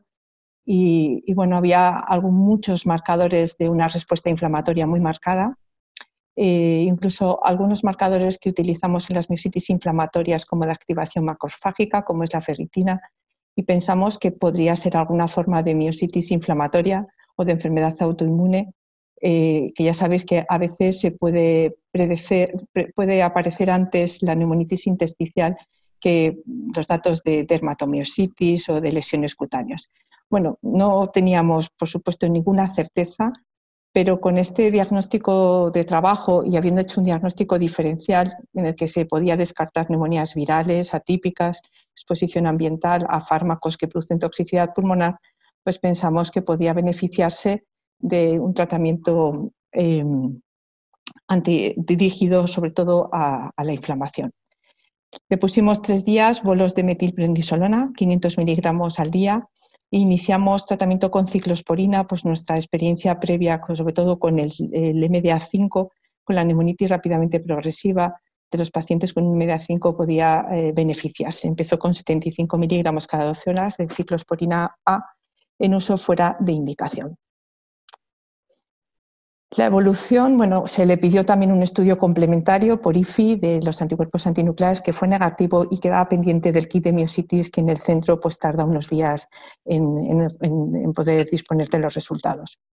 El paciente mejoró clínica y analíticamente, la verdad es que fue una sorpresa. Nosotros iniciamos el tratamiento un viernes y cuando volvimos el lunes estaba francamente mejor. A los 5 días se fue de alta de la UBI. Estuvo además otros 8 días en planta, sobre todo para recuperarse de la debilidad muscular, y se fue de alta con metilprednisolona en una dosis de 0,5 miligramos kilogramo de peso día y la ciclosporina ya sin oxígeno. Al alta había desaparecido la linfopenia, persistía con una muy leve elevación de la velocidad y la PCR, y la ferritina desde luego había ido en descenso, pero mucho más lentamente, y se fue de alta con 1285. Ya en la planta recibimos los resultados del kit de miositis, que fue negativo para todos los anticuerpos más habituales, incluido el MDA5, y quedaba pendiente de algunos otros anticuerpos mucho más raros que los obtuvimos después en la revisión. Este es un TAC torácico que le hicimos previo al alta, que si quieres también puedes comentar, Paloma. Bueno, en esta tomografía se observa una mejoría muy importante de todos esos infiltrados.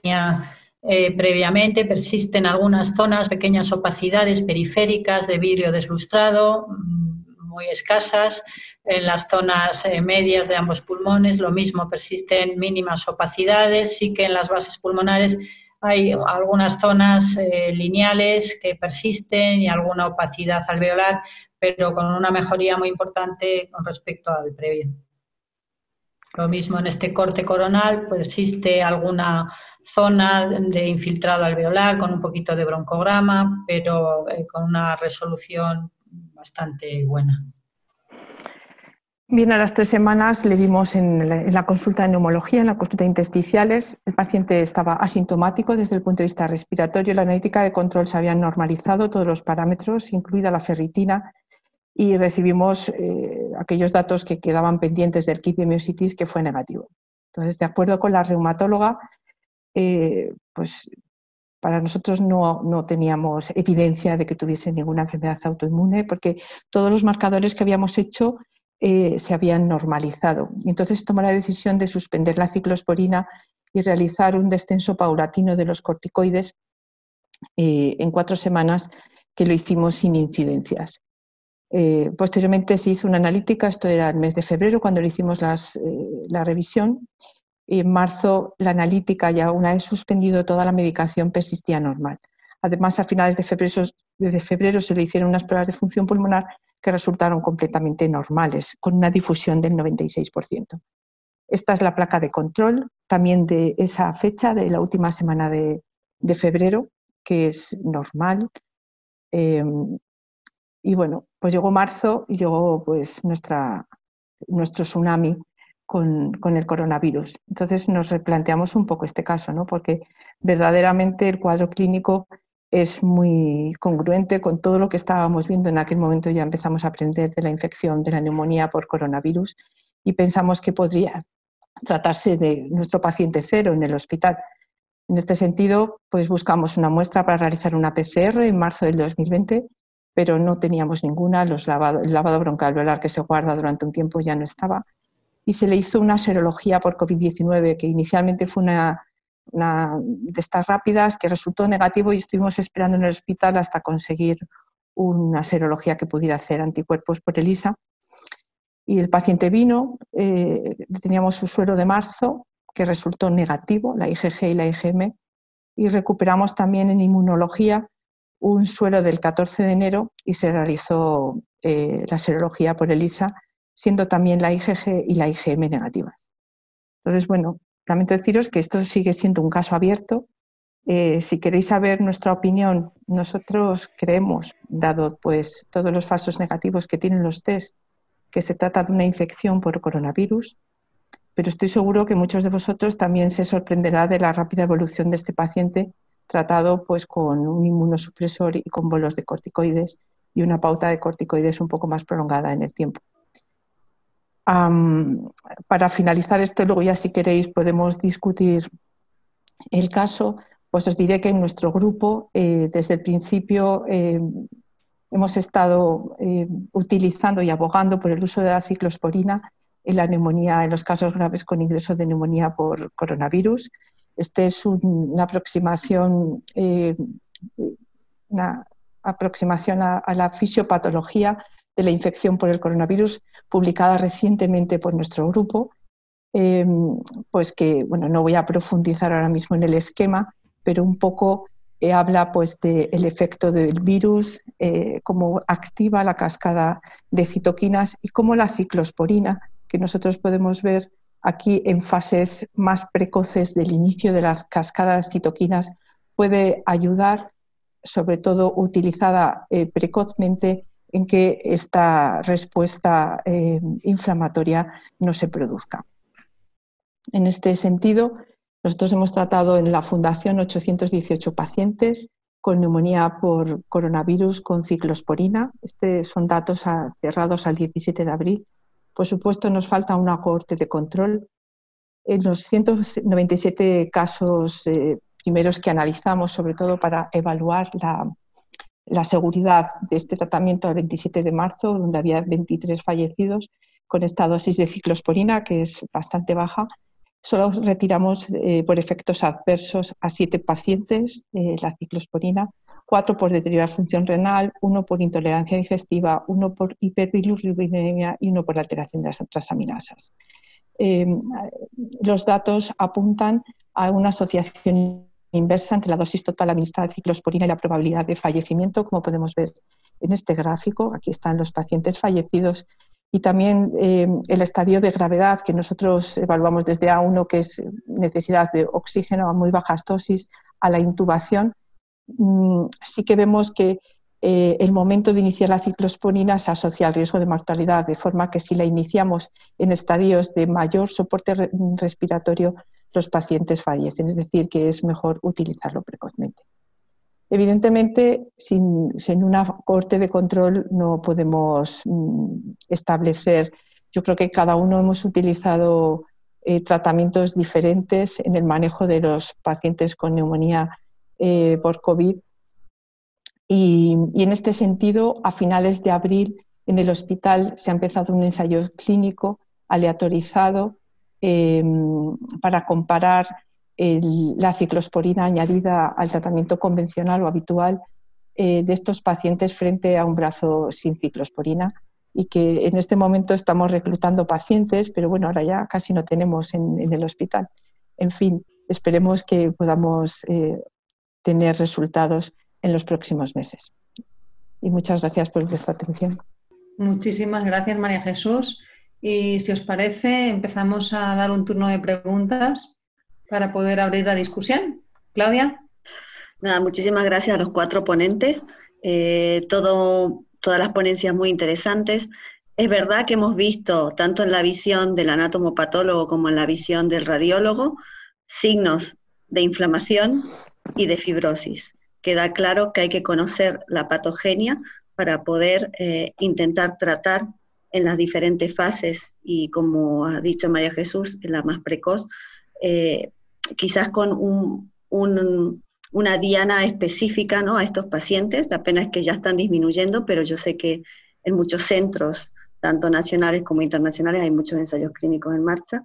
Entonces, quería preguntarle a Javier, lo primero, como hemos visto datos de inflamación y datos de fibrosis, esos datos de fibrosis, la diferencia principal con los datos de fibrosis que podemos ver en la fibrosis pulmonar idiopática, porque lo que nos has mostrado, nos hablas también de una entidad que es poco conocida ya, incluso en nuestras unidades intersticiales, esa entidad histológica fundamentalmente, que es la FOB.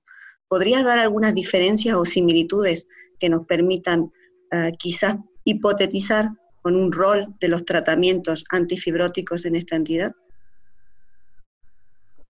Bueno, realmente la fibrosis, aunque hemos visto que los mecanismos moleculares pueden ser similares y hay mediadores que pueden ser similares, vuelvo a recalcar, ¿no? Lo importante es ver el entorno en el que se producen. La fibrosis en esta enfermedad tiene un inicio agudo, entonces lo que vamos a ver es que es homogénea desde el punto de vista temporal. cosa que en la neumonía intersticial usual vemos algo que llamamos heterogeneidad temporal, es un cuadro mucho más crónico y mantiene una estimulación del impulso fibrótico mantenida en el tiempo. Aquí vamos a suponer que hay un punto de inicio, una tormenta de citoquinas y ese entorno que va a favorecer la producción de fibrosis, ¿no? La AFOP por sí misma se ha visto que, a diferencia de la neumonía organizada sin esas bolas de fibrina, tiene un poquito más de tendencia a poder desarrollar una fibrosis a largo plazo, pero tampoco es significativo, tampoco hay tantas series de AFOP como para poderlo valorar e incluso los criterios de diagnóstico histopatológicos tampoco están realmente bien definidos. Entonces, yo quizás aquí lo único que sí que también me gustaría recalcar es que la fibrosis que estamos viendo es diferente a la del daño alveolar difuso convencional que podemos ver en otras entidades o en la fase acelerada de una neumonía intersticial usual, es mucho menos denso, ¿de acuerdo?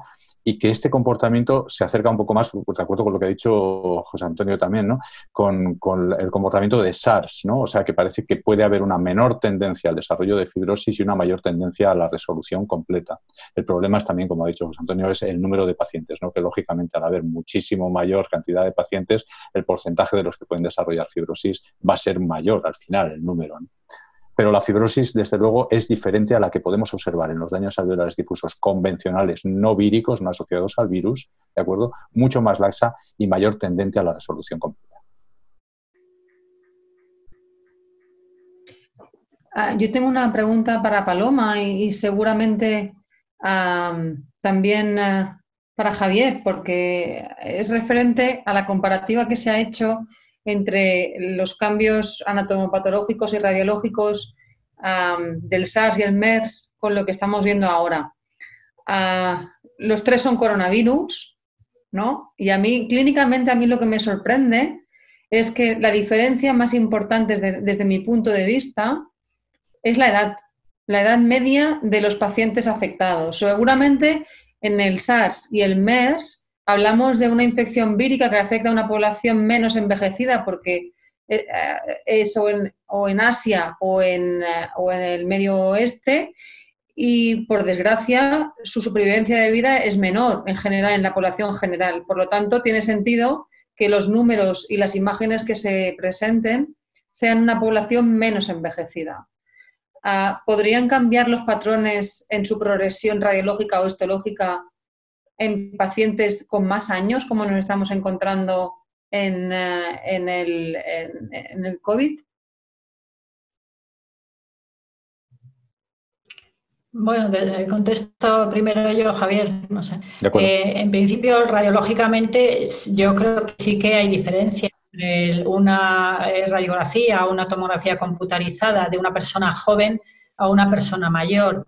De hecho, la imagen que ha puesto José Antonio de una tomografía computarizada que tenía zonas periféricas como de panal o de enfisema, es probable que muchos de estos pacientes que estamos viendo a lo mejor tengan de base enfisema, que sean fumadores. Supongo que hay muchos pacientes que son fumadores y que puedan tener una patología pulmonar de base o bien incluso bronquiectasias o cicatrices o patología asociada a tabaco que se mezcle con los hallazgos del COVID. Y eso también nos puede distorsionar un poco la evolución. Perfecto. Yo tenía una pregunta. Perdona. Falta Javier. Falta Javier. Sí, comentaros, hay una cosa que es peculiar, ¿no? En los casos tanto de SARS, quizá más en los de SARS, ¿no? Se dice que se ve mucha bronquiolitis. O sea, que realmente el cuadro parece que afecta bastante más a las vías aéreas que a lo que es el parénquima pulmonar en sí, las escasas descripciones que podemos encontrar, ¿no? La bronquiolitis es muy prominente, mientras que en estos casos ahora mismo de COVID, del SARS-CoV-2, ¿no? Lo que vemos es una afectación muy predominante del parénquima pulmonar, de los neumocitos y de las células endoteliales. Pues yo creo que esto es relevante, ¿no? Probablemente tenga algo que ver con los receptores, ¿no? De la C2, que van a ser bastante prominentes o bastante abundantes también en células endoteliales y en neumocitos tipo 2, lo que hace que el daño va a ser más parenquimatoso. Esto, si lo sumamos a la edad y a lo que ha comentado José Antonio también, ¿no? La longitud de los telómeros, la resistencia al estrés, ¿no? Y al estrés mecánico que puede tener el pulmón y a la posibilidad también, lo que comentaba también Paloma, ¿no?, a las enfermedades anteriores que pudieran tener estos pacientes y que fueran oligosintomáticas, yo creo que produce una mayor tendencia o va a producir una mayor tendencia a la fibrosis, ¿no?, y a la afectación parenquimatosa. Gracias, Javier. Muchas gracias. Una pregunta para José Antonio. Realmente estamos viendo todas las secuelas, podemos decir tempranas, porque nos falta ver tiempo de evolución en estos enfermos. En cuanto al seguimiento, que es en lo que te has enfocado, ¿cuál crees que va a ser fundamental para diferenciar si estas secuelas son solo eso, secuelas, o vamos a hablar de enfermedad fibrótica o de enfermedad, incluso si vamos más allá, enfermedad fibrótica progresiva? La radiología, la función pulmonar, ambos, ¿qué es lo que crees cómo tenemos que combinarlo? Pues probablemente sea un poco todo, ¿no? Primero tendríamos que ponernos de acuerdo en qué llamamos enfermedad fibrosante progresiva, porque de momento discutimos mucho y no lo tenemos claro. FVC, 10%, menos 5% en 6 meses, en un año. Que no me caiga mucho la FVC, pero tenga más síntomas y tenga más progresión radiológica. Por eso digo que probablemente sea una mezcla de todo. Tenemos que ponernos de acuerdo en definir perfectamente con criterios radiológicos. Criterios funcionales sería lo más adecuado. Si tenemos criterios funcionales rotundos que nos dijera qué está progresando, yo creo que sería lo más importante. Y volviendo un poco a lo que hemos hablado, yo creo que el seguimiento es fundamental porque ya os digo, a mí me ha llamado mucho la atención, como lo he comentado en la presentación, lo ha dicho María, la edad de estos pacientes. Yo creo que estos pacientes son diferentes a los del SARS del 2003 y la respuesta que tienen es diferente, la capacidad de respuesta es diferente. Entonces yo no sé si esas lesiones, digamos, la capacidad de progresar va a ser la misma o más bien a la inversa. La capacidad de regenerar el pulmón y de, digamos, cicatrizar y curar el pulmón va a ser el mismo en una persona mayor que en una persona joven. O sea que yo creo que muy probablemente vamos a ver que hay progresión, pero tendremos que ponernos de acuerdo en qué definimos como progresión. Es evidente que si vemos un TACAR de ahora y vemos un TACAR de dentro de 9-10 meses y vemos claramente que hay más bronquetas de tracción, más reducción de volumen, más panal, está claro. Pero yo creo que no hay que llegar a eso. Tenemos que tener pruebas funcionales que nos aclararan realmente a qué llamamos una enfermedad fibrosante progresiva. Yo creo que la prueba funcional deberíamos utilizarla como el primer parámetro. Muchas gracias, José Antonio. Tengo una pregunta perdón que sea tan preguntona, para la doctora Rodríguez Nieto. Muchas gracias por ese caso que ilustra muy bien la dificultad que teníamos ya día a día antes de que apareciera el COVID, ¿no? Y ahora, con más razón, nos enfrentaremos a alguno de esos casos. Yo te quería preguntar, en cuanto a los test PCR, serologías, ¿hasta cuándo crees que tenemos que repetir? Es una pena que en el momento en que se hizo la fibrobroncoscopia no se pudo, yo creo, tomar esas muestras porque estábamos en enero, ¿no? Si he comprendido bien, en enero 2020, donde todavía no teníamos noción. ¿Hasta cuándo crees que deberíamos repetir este tipo de pruebas o asumir que por la radiología concordante se trató de una infección por COVID que respondió perfectamente al tratamiento? ¿O qué otras armas crees que tenemos para hacer ese diagnóstico diferencial, aparte de todas las múltiples que has usado y que muy bien usadas, ¿no? Pues la verdad es que pensaba que me podíais ayudar, porque a nosotros ya no se nos ocurren más armas. Yo creo que el caso, probablemente yo ahora he vivido un caso al revés, ¿no? Una paciente que tenía una enfermedad intersticial muy leve, no progresiva, pues que parece que ha empezado con una infección sugestiva de un coronavirus y no sale el coronavirus por ningún sitio, ¿no? En este caso era al revés. Nosotros el coronavirus no lo sospechamos y nos empeñamos en diagnosticarle cualquier otra cosa que tampoco fuimos capaces de diagnosticar. Entonces yo creo que el escenario ahora es complejo. Y los test, pues no sé, en vuestra experiencia, pero en la nuestra tiene falsos negativos. Los microbiólogos que hicieron primero otros test rápidos de serología que salieron también negativos, no confiaban en esos test y esperamos a que el hospital dispusiera de la técnica de ELISA para realizarlos, pero también nos han salido negativos. Yo creo que no va a haber manera de saber si este paciente ha tenido una infección por coronavirus o otro virus. Jesús, tenéis citología, ¿verdad?, del lavado. Es que, claro, porque cuando se guarda durante un mes más o menos, pero cuando fuimos a buscarla en marzo ya se habían desprendido de ella. Oh, qué lástima. ¿Los cristales tampoco los tenéis? Sí que los cristales, pues buena pregunta, yo creo que sí que los tenemos. Es que de los cristales podemos hacer una estación de RNA perfectamente con un raspado, ¿sabes? Y mandarlo a micro. Vale. Pues eso es lo que extrañábamos todos, esa multidisciplinaridad y que al final es lo que nos gusta, ¿no? Y por eso yo creo que este panel es estupendo. No estoy segura, este es que webinar. yo fui a hablar con la patóloga, claro, esto fue hace tiempo, es como si hubiera pasado un mundo. Esto fue al principio de la avalancha, del tsunami, ¿no? Y, ¿sabes? En mi hospital está todo digitalizado y yo no sé si tienen los cristales. Sí, pero estoy seguro que con un par de meses las preparaciones histológicas se guardan. Vale, y entonces de ahí es simplemente retirar el cubre, raspar las células y una estación de RNA.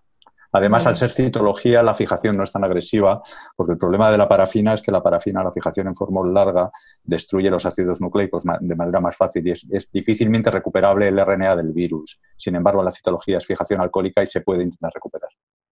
Pues lo haremos. Ahora, María Jesús, como te salga positivo, queremos el artículo, ¿eh? Sí. Lo tengo escrito, el artículo está escrito, pero pendiente de... Está bien. En fin. Muy bien. No sé si hay alguna pregunta más, María. Yo tengo una pregunta que tengo cada día en mi práctica clínica habitual y es que, claro, lo que hemos aprendido los neumólogos, que somos muy prudentes, sobre todo en intersticio, en esta fase COVID que hemos trabajado como si fuese medicina de guerra, ¿no? Como ha dicho María Jesús, pues ellos han probado ciclosporina, en mi centro se ha probado tacrolimus, tocilizumab, el Kaletra, el interferón gamma, no sé cuántos antibióticos y además de forma totalmente al salto de mata, o sea, sin realmente decir, bueno, vamos a ver qué hace esto, si no hace nada, lo quitamos. No, ha sido ponlo todo. Entonces, con esta imagen, como ha dicho José Antonio, nos plantamos hace un mes en que de repente, después de una fase aguda, los neumólogos vemos que hay un porcentaje menor, pero que existe, de pacientes que empiezan a fibrosar en el pulmón. Es verdad, como dice Paloma, que a mí me recuerda más una anine fibrosando, que a lo mejor venga de una FOB o de un daño alveolar difuso que esté evolucionando en una anine fibrótica, y más que a una NIU, porque yo no tengo ningún paciente con panal de momento. Toco madera, para que no sea así. Pero en las muestras que hemos conseguido, en el mismo paciente se ven diferentes áreas histológicas muy curiosas y que realmente empiezan a fibrosar después de 4 o 5 semanas. Y es una fibrosis colágena. No hay focos fibrolásticos, como dice Javier, y llama mucho la atención. Entonces, en esta vorágine, mi pregunta es, si hasta la fase aguda, o sea, si en la fase aguda la gente ha probado con 1000 tratamientos y los que se han muerto, pues se han muerto, pero los que se han recuperado algunos de ellos hacen fibrosis, ¿por qué no empezar con antifibróticos? Pero hacerlo bien, hacerlo en ensayo clínico y hacerlo randomizado y enfrentado a placebo para saber si realmente podemos evitar la progresión de la que estábamos hablando y que nos da miedo a una fase progresiva de la fibrosis, que ya sabemos nosotros que el panal y el foco fibroelástico o el micropanal histológico no lo saca ni Dios. Entonces, yo creo que a lo mejor deberíamos hacer un esfuerzo para no solo plantearnos, bueno, vamos a seguirlos y en ese seguimiento encontraremos un porcentaje que va a progresar, ¿no? Es decir, vamos a pararnos, que a lo mejor hace falta que planteemos ensayos clínicos, y no solo con un fármaco, con los dos que tengamos en el mercado, porque los inmunomoduladores no han utilizado solo un fármaco, se ha utilizado un montón de inmunomoduladores o de biológicos. Pero, María, ¿y dónde lo... Se me oye, ¿me escucháis, no? Sí. ¿Dónde lo pondríamos? Esto vendría un poco a lo que me ha preguntado Claudia, ¿no? O sea, tiene cierta lógica, ¿no? Es decir, si yo tengo una enfermedad que me va a acabar fibrosando y va a progresar, cuanto antes se evite esa progresión, mejor. Tenemos la duda, ¿los antifibróticos van a ser aquí eficaces, sí o no? Eso no lo sabemos y tendríamos que hacer ensayos clínicos, como tú dices. Pero, ¿cómo definimos en quién? Por ejemplo, una pregunta que a mí os puedo hacer a vosotros. Si nos planteamos el diagnóstico de estos pacientes en la consulta habitual, le tendríamos que quitar lo de idiopático. Evidentemente esto no es idiopático, esto tiene una causa. Esto tiene una causa que es la infección por el COVID. ¿Hasta qué punto, y seguramente Javier me diría a todos, hasta qué punto sería interesante tener muestras de tejido de estos pacientes? Pero, claro, decir, bueno, yo tengo... Claro, Javier, no a todos, o sea, cuanto tú... No. Porque el problema está en qué es lo que hay en ese pulmón, no en la fase aguda, que yo creo que lo tenemos bastante estudiado, desgraciadamente, en muestras de necropsia. Tenemos muy poco dato de anatomía patológica de pacientes que han sobrevivido y que han sobrevivido 9 meses o 10 meses, 6 meses, por ejemplo. Pero, ¿qué alteración fibrosante pensáis que puede tener en los que los antifibróticos puedan tener utilidad? Fíjate, antes de nada, yo no te voy a decir a todos, no lógicamente, pero sí te voy a decir una cosa. Los antifibróticos son agentes anti-TGF-beta, ¿verdad? Que es el agente un poco que yo os he comentado. Este TGF-beta, el efecto parece que lo que puede hacer el antifibrótico es promover la apoptosis de los miofibroblastos que están produciendo colágeno. Con lo cual, solo van a ser efectivos cuando hay miofibroblastos. En el momento que el colágeno está formado, ya no le des antifibrótico porque no va a tener efecto. Y hay un dato aquí que a mí me ha llamado mucho la atención. La verdad es que no he podido revisarlo más en la literatura, pero la interleuquina 6, pacientes que tengan picos muy elevados de interleuquina 6, lleva ese equilibrio de los macrófagos hacia producción de TGF-beta. Quizás este podría ser uno de los datos que podríamos investigar o tirar por ahí. Y, por supuesto, si hay miofibroblastos, en principio el antifibrótico debería de tener efecto. Y si conseguimos parar la síntesis de TGF-beta, ese paciente no va a progresar, porque vamos a eliminar la célula que está produciendo la fibrosis y que autoperpetúa el daño, ¿sabes? O sea, desde el punto de vista lógico, por lo menos a mí es lo que me llama, ¿vale? Desde el punto de vista lógico. Lo que yo te digo es cómo puedes ver el miofibroblasto si no lo coges. Pues ahí sí que, hombre, el cuerpo te va a pedir, claro, lógicamente biopsia, ¿no?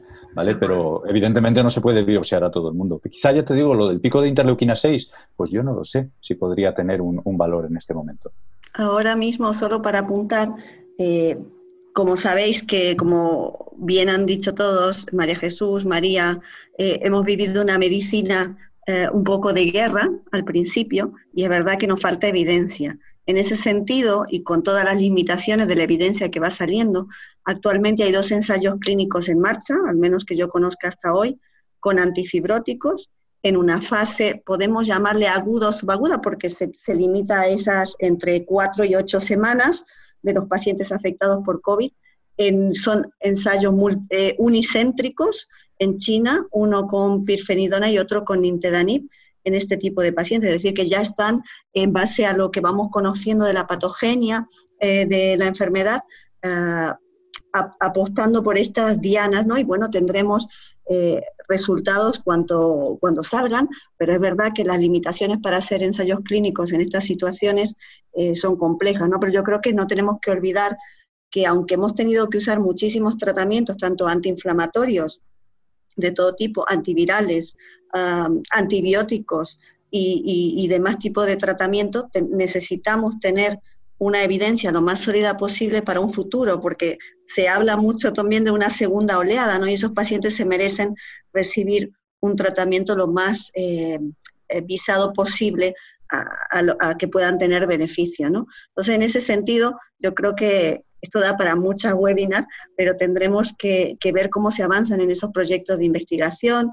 María también tiene varias propuestas desde el área y desde el PI de enfermedades intersticiales para poder desvelar estas dianas tan apetitosas que tenemos por ahí, a ver si tenemos alguna solución. Y mientras tanto, lo que sí tenemos a la vista es el TAC de tórax, y yo creo que definir, como ha dicho Paloma, exactamente qué llamamos fibrosis, ¿no? Porque hay mucha gente que dice, este paciente tiene fibrosis, o mira, ya se está fibrosando, exactamente qué es, y quizás, como en un momento se mostró que la bronquiectasia por tracción traducía un patrón histológico, ¿no? Fibrótico, en algún caso de neumonía intersticial usual o incluso de posible en ese momento histológico, pues ahora ver cuáles son las lesiones radiológicas que nos podrían predecir eso, ¿no? Yo creo que hay mucho por avanzar y no sé si hay alguna pregunta más, sino para poder finalizar esta maravillosa webinar.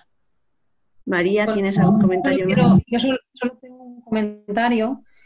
Y es para los radiólogos, Paloma. Yo creo que vamos a necesitar más que nunca, porque el TAC nos ha sido de gran utilidad para saber qué estábamos tratando.